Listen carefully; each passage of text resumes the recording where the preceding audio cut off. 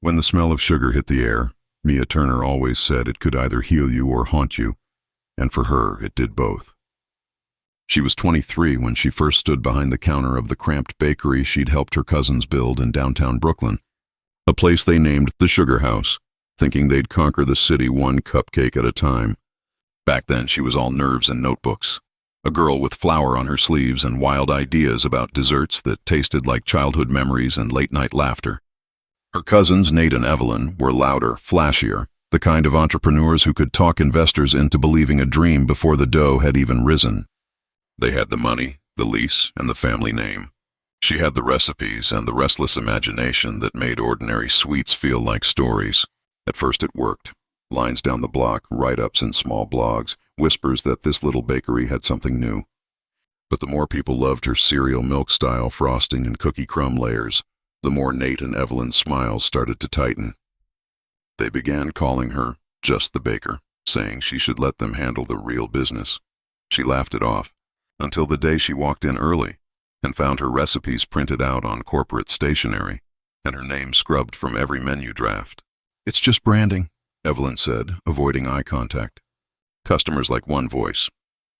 2 weeks later, Mia was out. No contract, no rights, no share of the company she had baked into existence. The Sugar House reopened without her, boasting a new line called Childhood Dreams, every single one a rip-off of her flavor notebook. She spent the next month numb, watching the storefront she'd built glow under someone else's sign. Rent overdue, pride shattered, she took shifts washing dishes at a diner that smelled like burnt coffee and regret. But humiliation has a strange way of fermenting into something fierce. Every night after her shift, she'd stay behind with leftover ingredients and test new recipes, cornflake crunches, cookie doughs that baked soft in the center, frostings whipped with salt to make sweetness ache. She began writing again, not just recipes but plans, sketches, slogans, even a list titled, "How They Won't Stop Me Next Time." The first item was simple. "I'll build something they can't steal because it will be me." By spring, she had saved $1 $200, enough to rent a shared commissary kitchen from midnight to 4 a.m. Her friends thought she was losing it, but insomnia and ambition were her only roommates. She'd bake until dawn, package cookies in brown boxes stamped with a hand-drawn milk bottle, then bike them to tiny cafes willing to take her samples. Most said no. One cafe owner, an old barista named Colin, said yes, partly because he liked her fire, partly because her cookies made him remember his mother's kitchen. Within weeks, customers started asking for those Milk Girl cookies. The nickname stuck in her head like a spark. She built an Instagram page called Milk Bar Moments, uploading photos of her messy kitchen, her cracked hands, her accidental masterpieces. Her tone wasn't polished, it was honest. "Failed twice today," she'd caption a photo. Still sweet, though, the internet noticed. Orders trickled in from strangers who felt her grind through the screen. When an influencer posted a video biting into one of her gooey cookies, the clip hit 100,000 views overnight. She cried in the kitchen, hands shaking, because for the first time since the betrayal, she felt seen not as a victim, but as a creator again. That same week, Nate from the Sugar House texted her for the first time in months. "Crazy seeing your cookies online. We should collab." She left the message unread. Still, success was fragile. She rented a closet-sized storefront in Williamsburg, paint peeling, rent insane, equipment secondhand, but it was hers. She stenciled Milk Bar on the window in crooked white paint and opened quietly one rainy Thursday. Only 3 customers came in that day. The third was a food blogger who ordered one cookie, took a photo, and left without a word. The next morning, Mia woke up to her phone buzzing nonstop. The blogger's review had gone viral. "The best cookies in New York aren't from any fancy bakery. They're from a girl who refuses to quit." Within days, lines wrapped around the block. People posted their own photos with her cookies, captioning them with her quote from Instagram, "Failed twice today." Still sweet, though. She printed it on the walls like a mantra. Her success didn't taste like revenge yet. It tasted like exhaustion, adrenaline, and hope. But every time she passed the Sugar House and saw customers eating her stolen flavors, she smiled quietly. She was coming for everything they thought they owned. A month later, investors began circling. They offered slick deals, promising to scale her genius, but she remembered what happened last time she trusted the wrong people. Instead, She built a small team of friends who'd stood by her when she had nothing. They mixed dough, packed boxes, and stayed past midnight, dancing to old playlists while deliveries piled up. She paid them more than she could afford, believing loyalty deserved interest.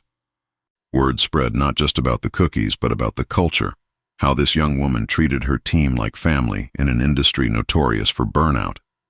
Major magazines called her the Milk Bar Miracle. She still worked every shift, still wore her flour-stained apron, but her ideas were growing faster than her sleep schedule.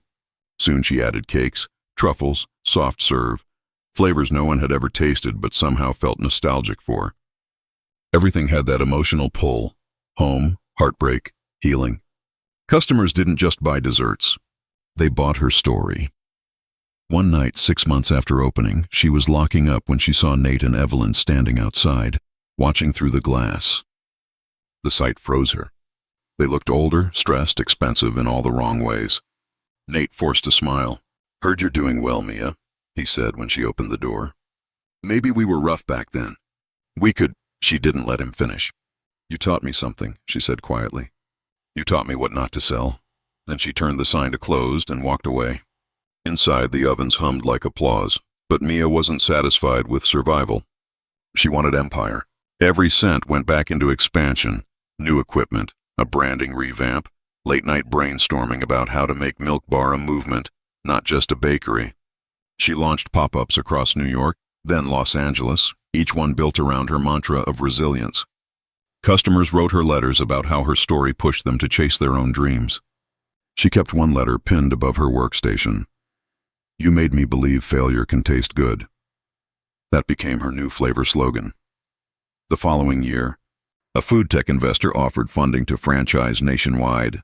She hesitated, fearing dilution, but realized the bigger her platform, the louder her message. She structured every deal to keep creative control.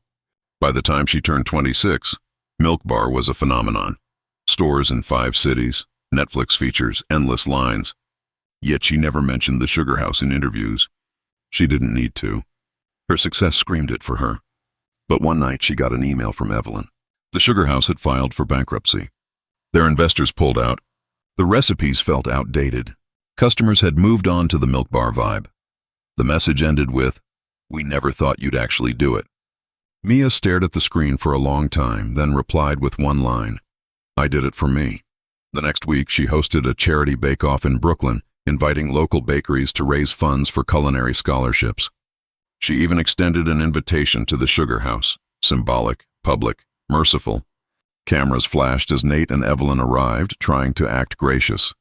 Mia greeted them with a polite smile, handed them plates of her signature cookie truffles and said, "Taste what you couldn't see."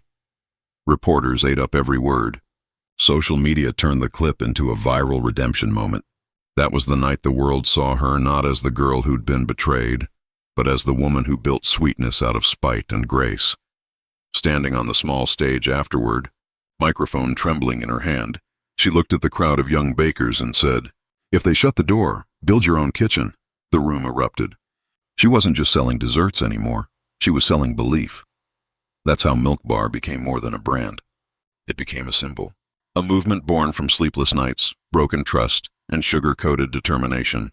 Mia Turner didn't just bake cookies. She baked revenge into something tender and universal, and every time someone bit into one of her creations, somewhere deep in the flavor was the taste of a girl who refused to stay locked out. Success was supposed to taste like frosting, but Mia learned that even sugar can burn when the ovens never stop. 2 years after the first Milk Bar opened, she was 25, running 5 stores across 3 states, and sleeping maybe 4 hours a night. Investors kept calling, press hungry for interviews, documentaries filming her kneading dough like it was holy ritual. But the weight of it all pressed on her chest harder than any betrayal ever had. She'd built everything from scratch, every flavor, every caption, every idea, and now the empire threatened to swallow the girl who started it. Her managers begged her to delegate, but trust was still a wound. She'd seen how easily a signature could erase you. So she hovered over spreadsheets, taste-tested every batch, and answered emails until her eyes blurred. When she finally stumbled home at dawn, she'd open her window to the city hum and whisper to herself, "Don't lose the heart for the hustle." Yet deep down she feared that in winning she might be losing what made her different.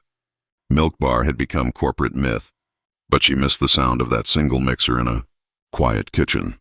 The turning point came when an industry conference invited her to speak about creative entrepreneurship. It was supposed to be routine. Another panel, another round of applause, but as she walked on stage beneath blinding lights, she saw Nate and Evelyn sitting in the audience. Time slowed. They looked smaller somehow, ordinary, the gleam of their old arrogance gone. After the talk, Nate approached with the politeness of a man rehearsing humility. "You really did it, Mia," he said. "We were stupid back then. Maybe there's room for us again." She smiled like a candle's final flicker. "There's always room," she said softly. "Just not in my kitchen." Cameras caught the moment, and within hours, headlines read, "Milk Bar Queen faces her past with sweet grace." Publicly, it looked like forgiveness. Privately, it was closure. She went back to New York feeling lighter than she had in years, but fame brings shadows. Competitors began copying her branding. Tabloids speculated about secret recipes. One disgruntled ex-employee sold false stories about her being a dictator in an apron. For a week, hashtags trended questioning whether Milk Bar was too perfect to be real. Instead of fighting online, she invited journalists into the bakery, handed them aprons, and made them work side by side with her crew. Cameras captured her laughing, sweating, mentoring young staff. The narrative flipped overnight, from scandal to authenticity. One journalist wrote, "Her truth smells like vanilla and effort." That line became the tagline of her next campaign. Still, the ghosts of exhaustion lingered. One evening, she found herself alone in the flagship store, lights dimmed, a single tray of cookies cooling.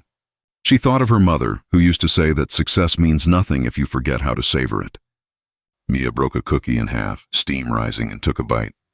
For the first time in months, she tasted peace instead of pressure. That simple moment became her new North Star. She decided to slow expansion, refocus on craft, and mentor young bakers instead of chasing endless growth. She launched Project Milk, a program funding women-owned dessert startups. Within a year, dozens of new bakers credited her for giving them their first shot. In helping others rise, she healed the part of herself that once fell. Then came the documentary offer. Netflix wanted to film her story. She hesitated, remembering how the media had twisted her narrative before. But when she realized the film could inspire millions struggling in silence, she agreed on one condition: complete creative control. The documentary, titled Still Sweet Though, premiered to thunderous acclaim. Viewers cried watching the footage of her in those early sleepless nights, whisk in hand, tears on her cheek, whispering that she wouldn't give up. The final scene showed her standing before a classroom of culinary students, saying, "If your recipe burns, change the oven." Not the dream. It became a viral quote printed on hoodies and cafe walls around the world. Milk Bar's sales tripled, not because of marketing, but because people saw themselves in her struggle. A year later, she flew to London to open the first international branch. Rain streaked the windows as she cut the ribbon, cameras flashing. Across the street, a small bakery caught her eye, an imitation Milk Bar, the logo nearly identical. For a heartbeat, anger flared. Then she smiled. Let them copy, she thought. They're chasing what I already left behind. She walked inside, ordered a cookie, and quietly complimented the young baker behind the counter.